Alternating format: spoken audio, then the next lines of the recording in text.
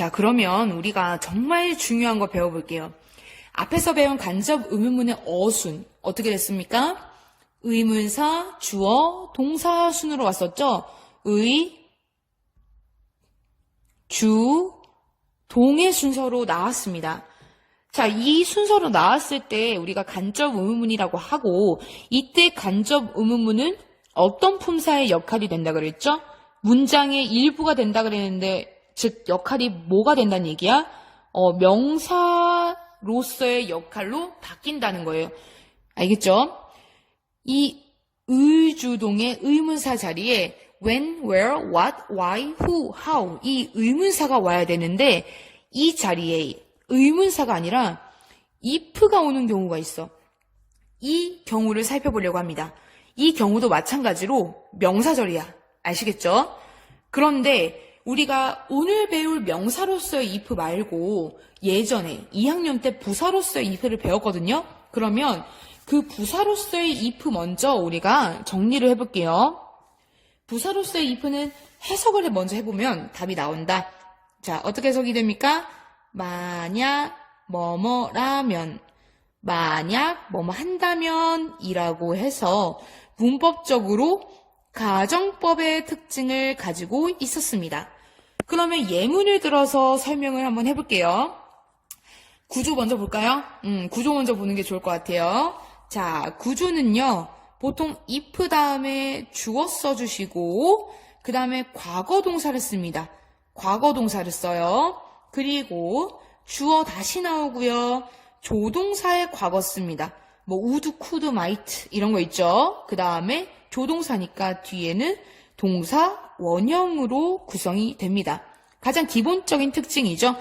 그러면 예문을 한번 볼게요. If I were a bird 하고 콤마가 찍혔지. I could fly. 자, 해석을 해보면 내가 만약 새라면 I could fly. 나는 날 텐데, 날 수 있을 텐데 이런 의미입니다. 여기 콤마가 찍혔다는 점, 이 부사 문장, 이 부사절은요, 독립적으로 행동하고 있죠? 이 문장과 콤마가 찍힘으로써 구분이 되고 있어요. 이게 부사 특징입니다. 알겠죠? 부가적으로 쓰인 것이며 메인 문장과 독립적으로 행동을 하고요. 또한 이 부사가 쓰인 즉 부사절 if 같은 경우에는 이 콤마가 찍혀서 나온다, 구분이 된다라는 뜻입니다. 자, 밑에 예문도 보면 I would a car. 나는 차를 살 텐데 if I had a lot of money. 내가 많은 돈이 있다면 이라는 뜻이죠. 얘도 마찬가지로 이 if로 시작하는 문장, if 문장이 앞에 있는 문장과 콤마가 찍혀서 독립적으로 행동하고 있죠. 이게 바로 부사의 특징입니다.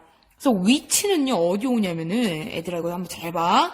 얘는 1에서 5형식을 구성하는 문장 구성 성분이 될 수 없습니다.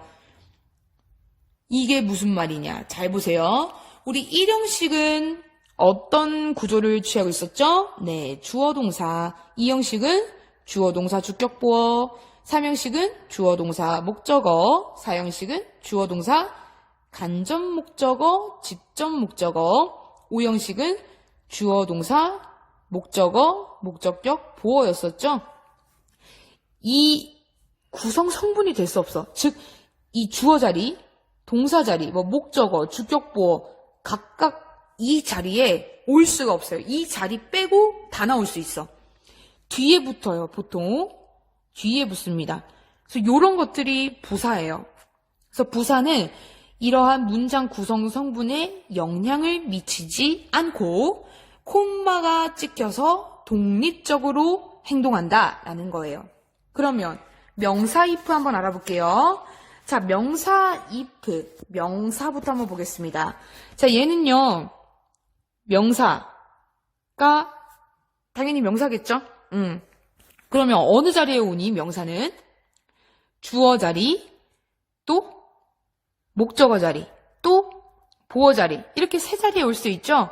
이 명사는 문장 구성 성분에 반드시 필요한 존재야. 부사는 아닌데. 아시겠죠? 그런데 이 명사 if는 또 주어 자리에 못 옵니다. 명사 if가 주어 자리에 오고 싶으면 if 대신에 whether를 써주셔야 돼요. 해석이나 하는 역할은 다 똑같아요. 그럼 if가 목적어나 보어 자리에 올 때 어떤 애랑 같이 나오는지 정리해 보겠습니다. 이 명사 if는 좀 고마운 친구야. 왜냐면은 같이 쓰이는 단어들이 좀 정해져 있어요. 그래서 우리가 이 같이 쓰는 단어들만 좀 알고 있으면 이 if가 부사 if인지 명사 if인지 구분이 쉽습니다. 그럼 알아볼게요. 첫 번째 find. 찾다라는 뜻이 아니고 여기서는 알다, 알아내다 라는 뜻입니다. 그 다음에 ask. 묻다. 그 다음 know. 알다. 그 다음에 wonder. wonder 하면은 궁금해하다 라는 뜻입니다. 그 다음에 be 동사 not sure 하면은 확실하지 않다. 그 다음에 unclear 하면 얘도 불확실한 이런 뜻이고요. 하나만 더 할게요. doubtful이 있습니다. 얘는 의심스러운 이란 뜻이에요.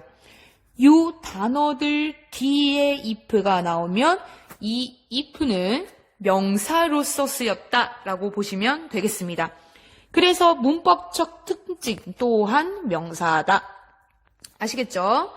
구조를 볼게요. 이 구조는 여기 나와 있습니다. if나 whether 둘 중 하나 쓰시고 명사 자리에 때는 whether를 쓰고 주, 동의 순서로 따라 나옵니다. 해석이 중요하죠. 해석은 뭐뭐인지 아닌지 라고 해석을 해요. 그럼 예문 한번 볼까요? 첫 번째, I don't know if 혹은 whether she married 이런 문장이 있어요. 자, 지금 이 if로 시작하는 이 문장이 독립적으로 행동하나요? 아니지. 문장의 일부가 되었죠. 즉, know가 일반 동사니까 일반 동사 뒤 자리, 무슨 자리예요? 네, 목적어 자리 왔습니다. 명사가 되었기 때문에. 해석을 해보면 I don't know. 너 나와 있네요. 나는 모른다. If she married. 그녀가 결혼을 했는지 안 했는지. 이렇게 해석하시면 됩니다. 자, 두 번째 문장. People are wondering. wonder 또 이렇게 나와 있네요. wonder의 목적어로 쓰이고 있습니다. wonder의 목적어. 그쵸? 문장의 일부가 되었기 때문에 해석을 해보면 사람들은 궁금해하고 있는 중이다. 코로나 백신이 can be developed. 개발될 수 있을지 없을지 궁금해하고 있다 라고 해석을 해주시면 되겠습니다. 그래서 이 if 문제를 한번 잘 보셔야 됩니다. 다음에 우리가 이 if가 부사로 쓰였는지 명사로 쓰였는지 구분하는 거 할 거거든요. 그래서 이 표를 본인 나름대로 정리를 꼭 하셔야 되겠습니다. 네, 그러면 실전 문제, 관련된 문제는 어떻게 나오는가? 자, 요거 발표하도록 하겠습니다. 자, 문제 여기 수정하겠습니다. 이거 접속사, 명사절 요거를 지우시고요. 명사, 괄호치고, 간접, 의문문으로 바꾸도록 하겠습니다. 자, 그럼 한번 볼게요. 여기에 쓰인 if가 부사 가정법으로 쓰인 건지 명사 간접 의문으로 쓰인 건지 판단해보고 해석해보자. if가 명사 간접 의문문으로 쓰였다면 whether로 바꿔 써보자 라고 나와있죠. 자, 요런 문제를 푸실 때에는요, 반드시 문법적인 특징, 그 표면적인 특징뿐만 아니라 해석까지 해주셔야 되겠습니다. 아시겠죠? 그러면 어떻게 해석이 되죠? 부사일 경우에는 만약 뭐뭐라면이라고 해석이 되고, 명사 간접 의문으로 쓰였을 때는 해석이 어떻게 되지? 뭐뭐인지 아닌지라고 해석이 되죠? 그러면 예문 보겠습니다. 1번 If you are late, you will clean our classroom 이라고 나와 있네요. 얘는 부사로 쓰였어요? 명사로 쓰였어요? 표면적으로 우리는 답을 찾았어. 이미 벌써. 그치? 뭘 보고 알 수 있었습니까? 그렇죠. 센스 있는 친구들이에요. 콤마 찍혀서 if 절이 메인 문장과 독립적으로 행동하고 있습니다. 그쵸? 그러면 이런 경우의 특징은 부사의 특징이야? 명사의 특징이야? 부사로서의 특징이죠. 해석을 한번 해보면 어떻게 됩니까? 만약 너가 늦었다면 너는 우리 교실을 청소하게 될 것이다. 만약 네가 늦는다면 너는 청소하게 될 거야 라고 해석하면 되겠습니다. 아시겠죠? 2번 Sam is wondering if mom turned off the oven 이라고 나와 있어요. 자, if가 어디 쓰였냐 봤더니 wonder이 쓰여 있었어요. wonder는 궁금해하다 라는 뜻의 일반 동사지. 일반 동사 뒤에 쓰이는 자리는 누구의 자리라고 했죠? 그렇지, 목적어의 자리입니다. 목적어 자리에 if 절이 나와 있네? 그럴 때에는 부사의 특징이야? 명사의 특징이야? 네, 명사의 특징이죠. 그러면 해석도 한번 해보자. 해석하기 전에 센스 있는 친구들은 이미 wonder 보고 바로 답을 찾을 수 있어요. 해석 어떻게 되죠? 쌤은 궁금해하고 있다. 쌤은 궁금해하고 있다 끊어주고 if mom, 엄마가 turn off, 껐는지 오븐을 껐는지 안 껐는지 궁금해하고 있다 라고 해석해 주시면 되겠습니다. 만약에 if를 부사로서 인식하고 가정법을 해석을 해버리면 해석이 아주 어색해져요. 그래서 쌤은 궁금해하고 있다. 만약 엄마가 오븐을 껐다면 이상하죠? 뭔가 내용이 만약이라는 가정의 내용보다 뭐뭐인지 아닌지라는 간접 의문문으로 해석하는 것이 훨씬 더 자연스럽죠? 그래서 이러한 경우는 문법적 특징뿐만 아니라 반드시 해석의 과정까지 거쳐서 문제를 푸셔야 되겠습니다. 그럼 실전 문제 한번 풀어보도록 할까요?